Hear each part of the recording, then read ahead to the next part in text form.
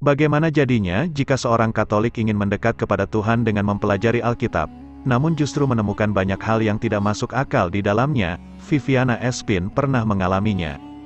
Wajahnya cantik. Ia dilahirkan di Ekuador. Semasa kecil, kesulitan ekonomi yang menghimpit keluarganya membuat sang ayah sering berbuat kasar.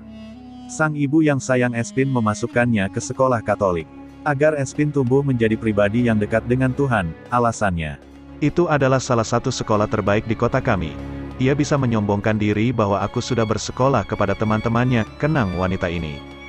Di sekolah, Espin dekat dengan guru-gurunya, kehidupannya terasa nyaman saat itu. Hingga tibalah masa sulit kembali ia alami saat kedua orang tuanya bercerai. Espin yang ketika itu berusia 8 tahun sempat mengalami trauma. Ia kian suka menyendiri berada di tempat yang sepi, agar bisa berbicara dengan alam. Menyendiri ternyata sangat mengasyikkan bagi Espin. Ia pun memulai kebiasaan itu untuk memperoleh kedamaian, berbaring di halaman sekolah, menikmati melihat langit dan merasakan angin. Hal ini terasa begitu damai, ujar Espin. Selain senang menyendiri, selepas orang tuanya bercerai, Espin juga suka curhat dengan biarawati. Kedekatan dengan biarawati dan asupan kasih sayang mereka membuat Espin ingin mengabdikan diri menjadi biarawati. Ibunya kaget dan marah ketika Espin yang saat itu berusia 12 tahun menyampaikan keinginannya. Ibu senang kau dekat dengan Tuhan, tetapi ibu juga ingin kau memberikan ibu cucu-cucu.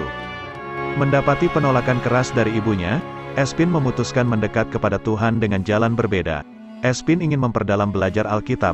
Anehnya, setelah ia membaca halaman demi halaman Alkitab, ia justru merasakan banyak hal yang tidak masuk akal. Itu mendorong aku untuk perlu tahu di mana sisanya agar bagian itu menjadi lengkap. Dalam pandanganku semuanya serba tidak jelas dan tak logis, kata Espin. Espin merasa ada yang tidak ia temukan dalam Alkitab. Untuk menemukan bagian yang hilang, itu Espin mempelajari banyak agama dan keyakinan, Yudaisme, Buddhisme, Agnostisisme, Hindu dan Kristen, dan sekte-sekte yang berbeda lainnya.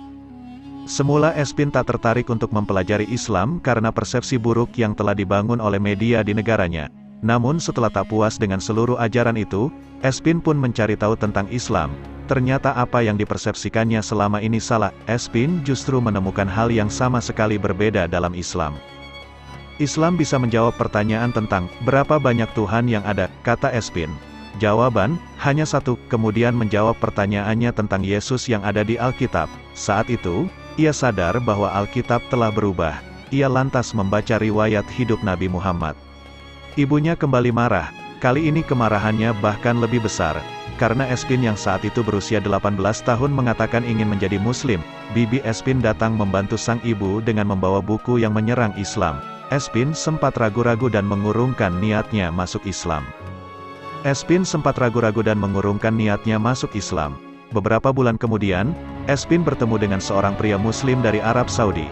Kami jatuh cinta dan aku meninggalkan rumah untuk menemuinya di Mesir dan menikah dengannya, kata Espin.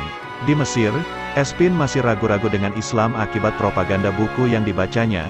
Beruntunglah ia bertemu dengan Raya, seorang wanita yang pengetahuan agamanya luas. Espin menjadi yakin dan hatinya mantap dengan Islam. Pada tanggal 30 Agustus tahun 2009, Espin pun bersyahadat dan menjadi Muslim.